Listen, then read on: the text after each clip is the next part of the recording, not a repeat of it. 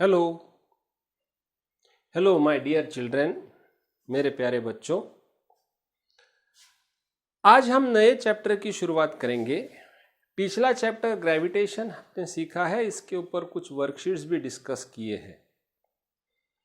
आज जो हम चैप्टर शुरू करेंगे दैट इज हीट, और हीट के बारे में हमें कुछ जानकारी प्राप्त करने की है। Generally in our day to day life, heat और टेम्परेचर, ये दोनों चीजें, ये दोनों शब्द हम एक ही संदर्भ में या एक ही अर्थ से बोलते हैं। कोई चीज गर्म है, हॉट है, तो हीट माने टेम्परेचर, ऐसा अपने डे टू डे लाइफ में अपने को लगता है। लेकिन फिजिक्स में ये दोनों चीजों का मतलब अलग अलग है। हीट ये जो है, that is, heat is a form of energy.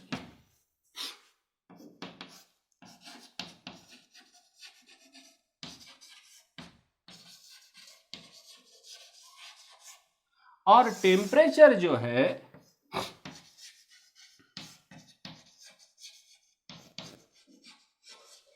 It is sense of energy,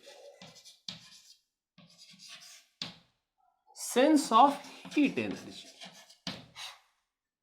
जो चीज का टेम्परेचर ज्यादा है उसमें ज्यादा हीट होगी ही, ऐसा नहीं बोल सकते हैं। एग्जाम्पल के तौर पे हम एक एक्सपेरिमेंट इमेजिन करेंगे अपने डे टू डे लाइफ में। अपन जो देखते हैं वो, हर एक के घर में गैस है, गैस के ऊपर पानी रखेंगे, दोनों नॉब्स को ऑन करेंगे तो सेम हीट जाएगी। लेकिन एक जगह पे हम छोटी कटोरी में पानी रख लेंगे और दूसरे जगह पे हम बड़ा वाला वेसल ले लेंगे जिसमें ज्यादा वाला पानी ले लेंगे। दोनों को सेम टाइम हीट करेंगे, इसका मतलब दोनों को हम सेम हीट एनर्जी देंगे। किसका टेम्परेचर ज्यादा रहेगा?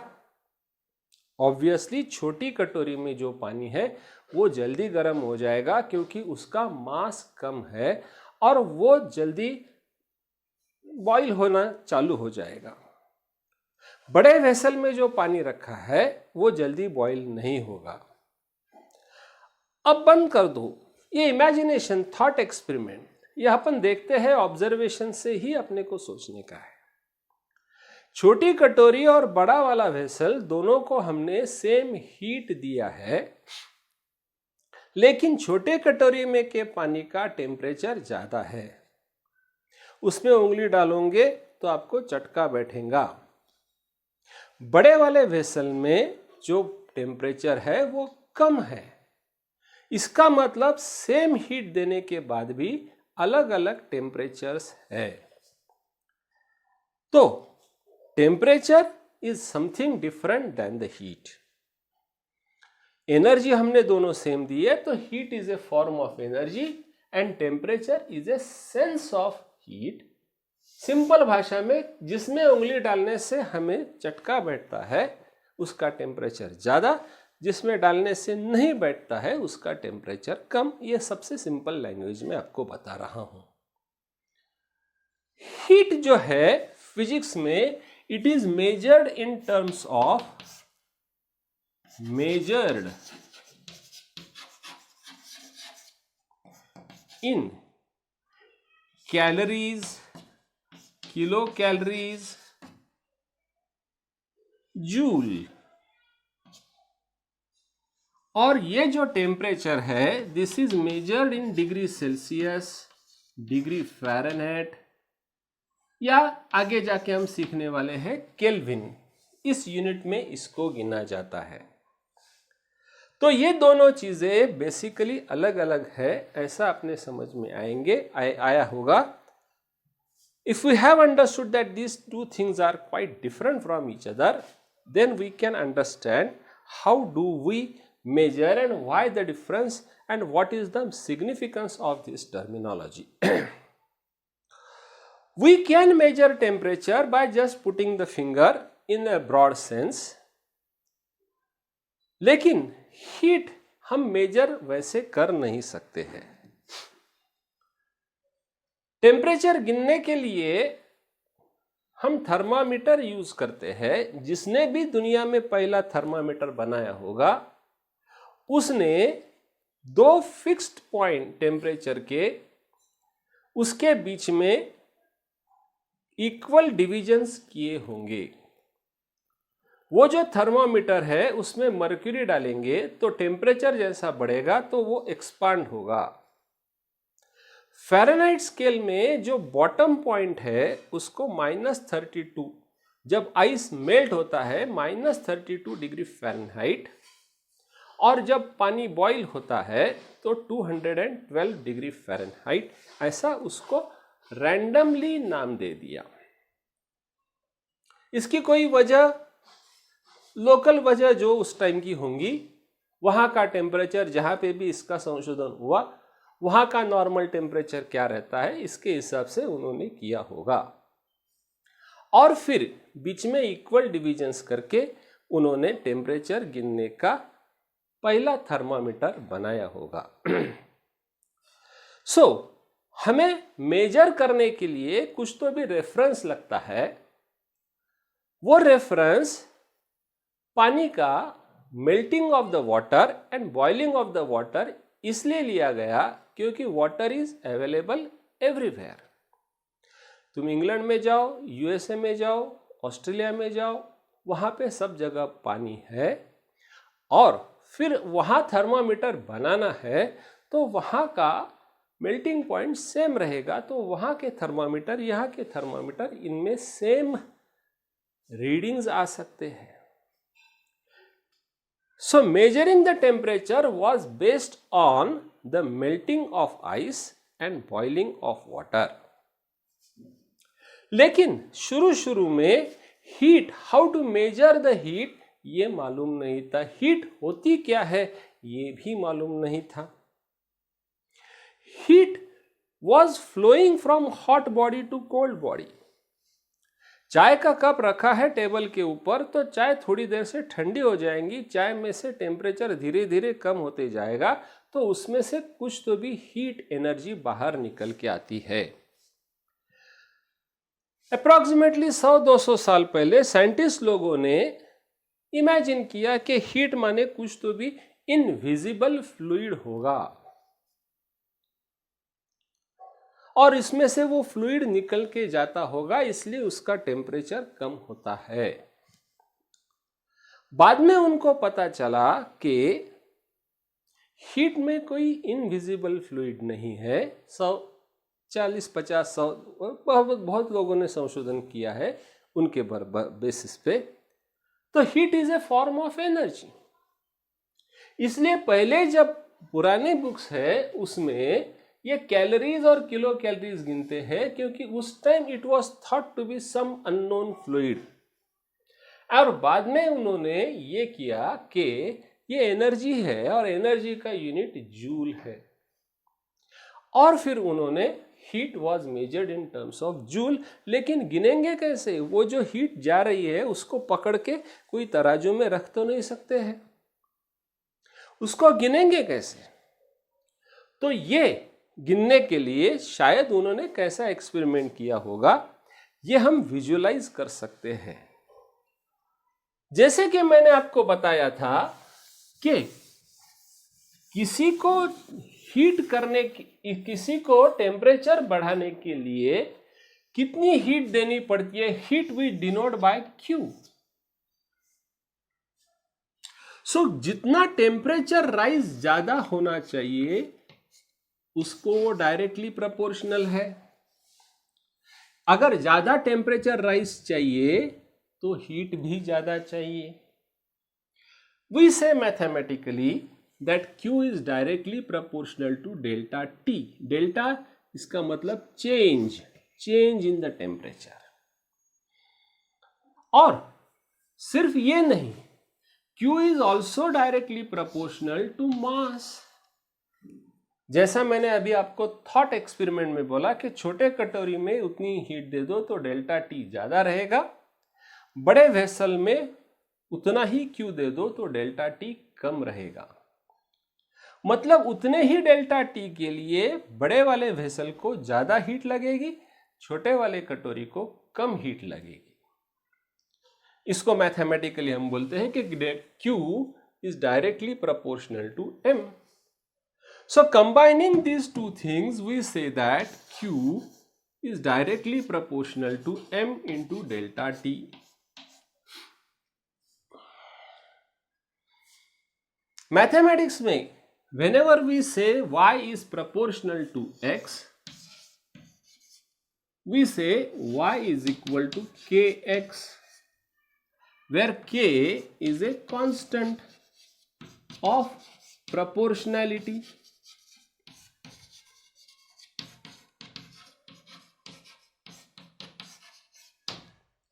वैसे ही यहां पे Q is proportional to M into delta T, we say that Q is equal to some constant C into M into delta T, where C is constant of proportionality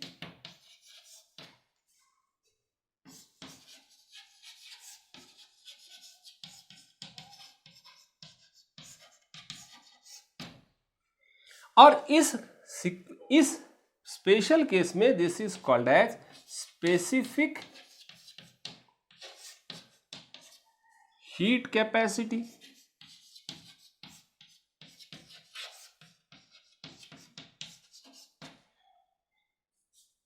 this specific heat capacity can be, अब mathematically हम इसको लिख सकते हैं कि C is equal to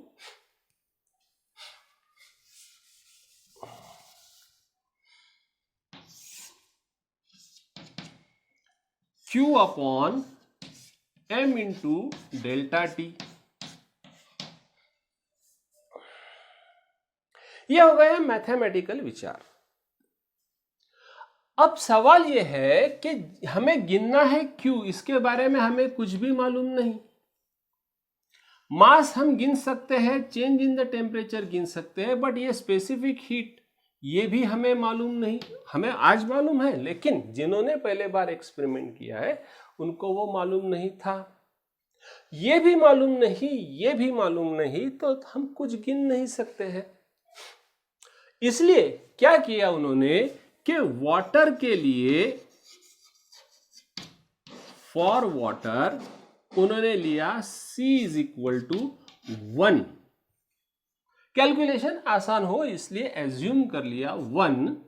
तब ये calorie में गिनेंगे, सो 1 कैलोरी। उस जमाने में mass was measured in grams, so gram degree Celsius. So we say for water the specific heat is 1 calorie per gram degree Celsius.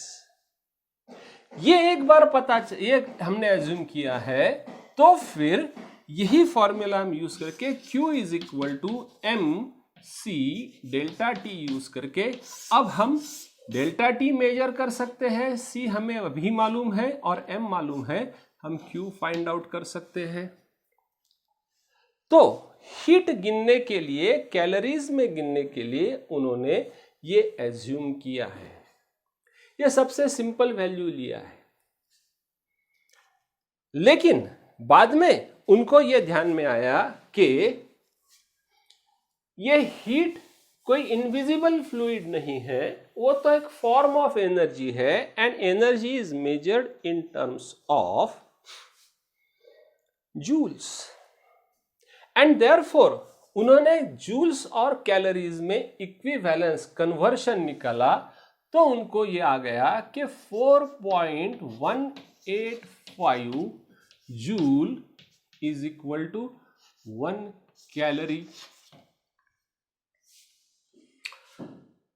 NTSC 10वीं 11वीं 12वीं कॉम्पिटिटिव एग्जामिनेशन, इनके कैलकुलेशन करने के लिए हमें बहुत ज्यादा प्रिसाइज कैलकुलेशन नहीं करना सकता। वी से 4.2 joules is approximately equal to 1 calorie, or 4200 joule is equal to 1 kilocalorie. Therefore, for water हमने लिया था C is equal to 1 calorie per gram degree Celsius. तो 1 कैलोरी माने 4.2 joules. This will be 4.2 joule per gram degree Celsius. आगे जाके ऐसा unit में ये ग्राम केजी में कन्वर्ट होता है. 1 gram is equal to 1/1000 kilogram. Therefore, specific heat of water will be 4200 joule per kg degree Celsius. ये C के कितने वैल्यू ध्यान में रखेंगे? ये रखेंगे, ये रखेंगे, ये रखेंगे, क्या ये रखेंगे? ये आपको भी कंफ्यूजन होने का पॉसिबिलिटी है.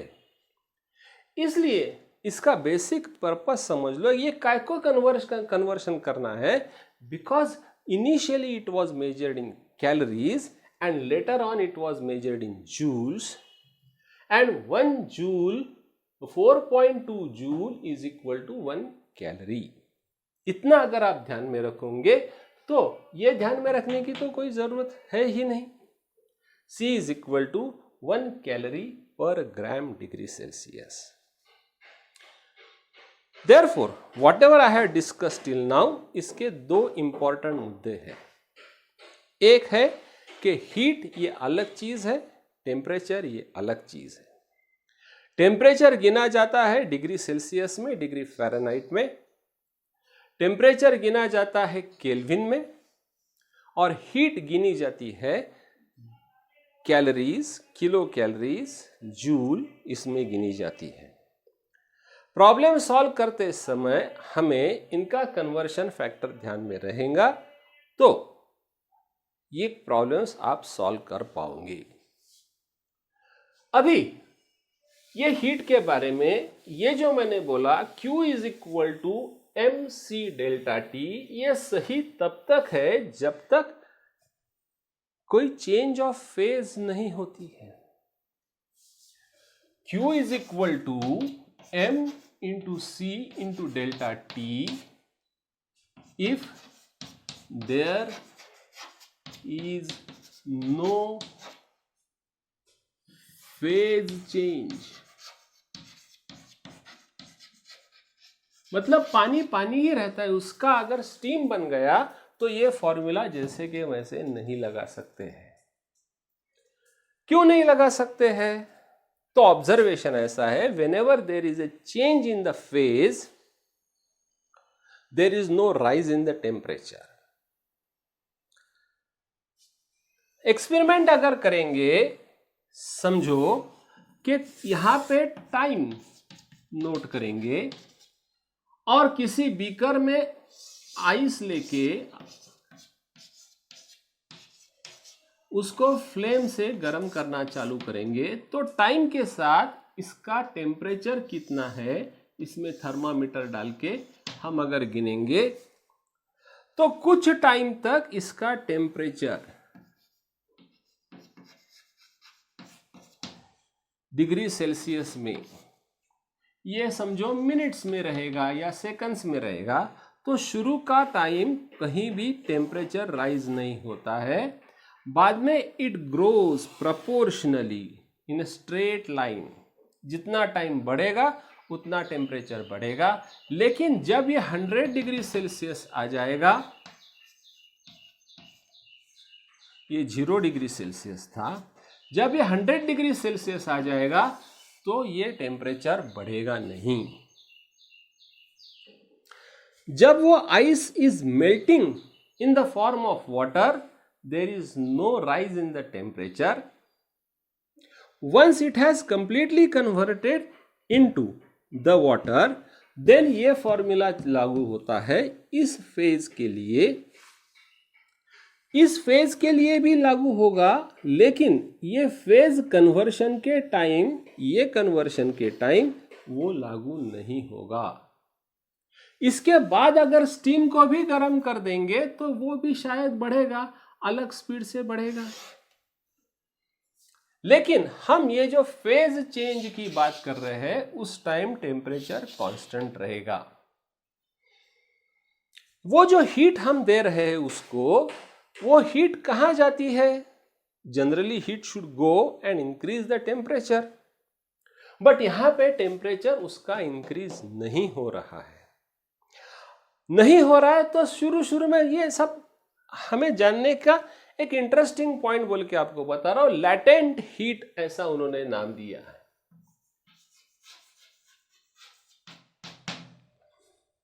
लैटेंट माने छुपा हुआ।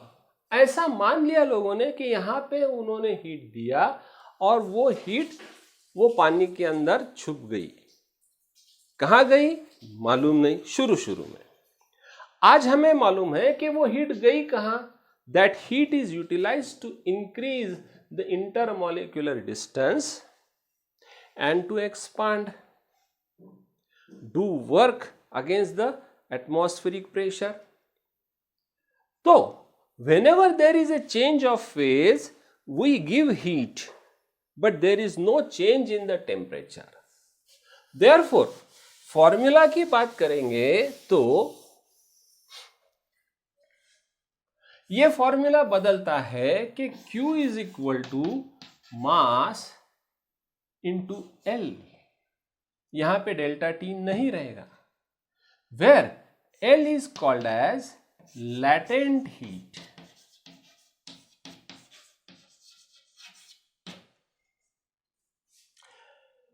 जब ice is converted into water, then it will be called as latent heat of fusion.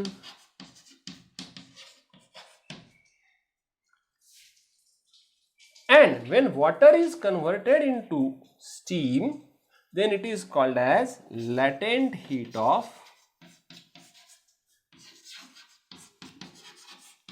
vaporization.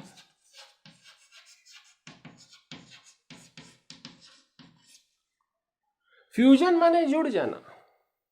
जब पानी का आइस होता है तो उतनी हीट निकलेंगी, जब आइस का पानी होता है तो उतनी हीट एब्सॉर्ब की जाएंगी। इसलिए लैटेंट हीट ऑफ फ्यूजन को कभी कभी लैटेंट हीट ऑफ मेल्टिंग ऐसा भी बोलते हैं, और लैटेंट हीट ऑफ वेपराइजेशन को कभी कभी latent heat of condensation. Condensation माने स्टीम का वाटर में कन्वर्शन, वेपराइजेशन मीन्स वाटर का स्टीम में कन्वर्शन। वाटर का स्टीम में कन्वर्शन होते समय वो हीट एब्सॉर्ब करेगा और स्टीम का वाटर में कन्वर्शन होते समय वो हीट इवॉल्व करेगा। दोनों की वैल्यू सेम रहेगी। ये दोनों की वैल्यू फॉर वाटर, तो formula this formula is true during change of phase. I hope you know what is meant by phase. Phase is physically distinct state of matter which can be separated from other things. Ice, water, steam, ये तीन अलग अलग phases हैं। Generally heat में हमें water से ही लेना देना रहता है और इसलिए लैटेंट हीट की वैल्यू वैसे तो ज्यादा करके दे देंगे वो, लेकिन ये बहुत आसान है इसलिए ध्यान में रख सकते हैं। L is equal to latent heat of fusion, ये फॉर वाटर में वैल्यू बता रहा हूं।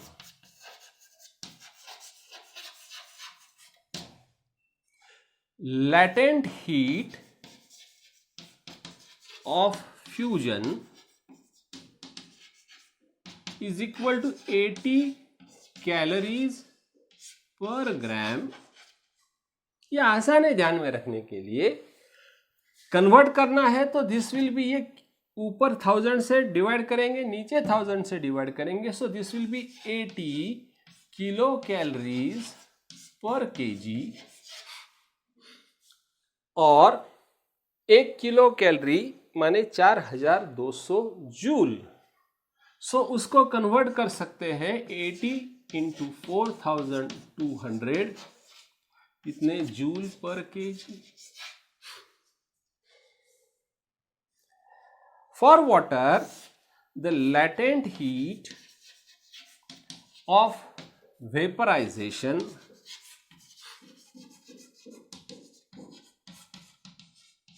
इसकी value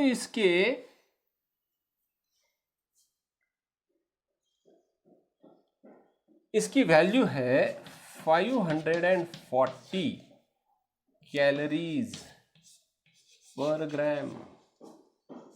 So this will be also equal to 540 kilocalories per kg और उसको जूल में कन्वर्ट करना है तो this will B 540 into 4200 joule पर केजी। अब आपको जो प्रॉब्लम्स दिए हुए रहते हैं उसमें किसमें उन्होंने एक्सपेक्ट किया है आंसर, उसके हिसाब से आपको कन्वर्शन करना है या नहीं करना है ये सोचना पड़ेगा और प्रॉब्लम सॉल्व करने पड़ेंगे। ट्राई टू अंडरस्टैंड कि 100 डिग्री सेल्सियस का पानी और 100 डिग्री सेल्सियस की स्टीम, उसमें स्टीम में ज्यादा हीट रहती है क्योंकि लैटेंट हीट ऑफ वेपराइजेशन उसमें गया है। आप एक्सपेरिमेंट करके मत देखो, लेकिन किसी को अगर पानी का इसमें एक्सीडेंटली पानी आ गया है तो 100 डिग्री सेल्सियस में तुम हाथ डाल के निकालोगे तो तुम्हें थोड़ी तकलीफ होगी, लेकिन चलो 4-5 घंटे में वो ठीक हो जाएगा। लेकिन 100 डिग्री सेल्सियस का स्टीम प्रेशर कुकर खोल देने के बाद वो भाप अगर मुंह पे आ गई या हाथ पे आ गई तो उसके जो जख्म रहते हैं उसकी जो तकलीफ होती है वो 2-2, 3-3 दिन जल्दी खत्म नहीं होती है, वो ज़्यादा तकलीफ देती है क्योंकि स्टीम में ज़्यादा हीट है पानी से। This is latent heat of vaporization. Do you understand? वैसे ही ठंडे बर्फ में आप उंगली डालोगे तो वैसे तकलीफ नहीं होती है, बट बड़ी क्वांटिटी रहेगी तो तकलीफ होती है क्योंकि वो उसमें लैटेंट वो हीट एब्सॉर्ब करता है तुम्हारे हैंड से, लेकिन वो मेल्ट होता नहीं। इसलिए ये दोनों चीजें समझ के ले लो। बेसिक आज के मेरे लेक्चर में दो फॉर्मूले मैंने बताए। Q is equal to mc delta T, where delta T is the rise in temperature or change in the temperature, C is the specific heat. Specific heat for water as I have given you 1 calorie पर gram degree Celsius. ध्यान में रखने के लिए आसान, लेकिन जैसे जैसे अभी यूनिट्स आपको पूछे जाते हैं वैसे वैसे उसका कन्वर्शन कर सकते हैं। 1 calorie is equal to 4.2 joules. और अगर फेज चेंज है तो during phase change heat is equal to m into L. L is latent heat of fusion, m is the mass, q is the heat. ये अगर आप calories पर ग्राम में लोगे तो आंसर कैलोरीज में आएगा। ये अगर आप किलो कैलोरीज पर केजी में लेंगे तो आंसर किलो कैलोरीज में आएगा। समझने के लिए मैंने आपको समझा के दिया है। नेक्स्ट लेक्चर में मैं एक आध दूसरा प्रॉब्लम सॉल्व करके दिखाऊंगा, लेकिन कुछ सिंपल प्रॉब्लम आज मैं वर्कशीट के साथ भी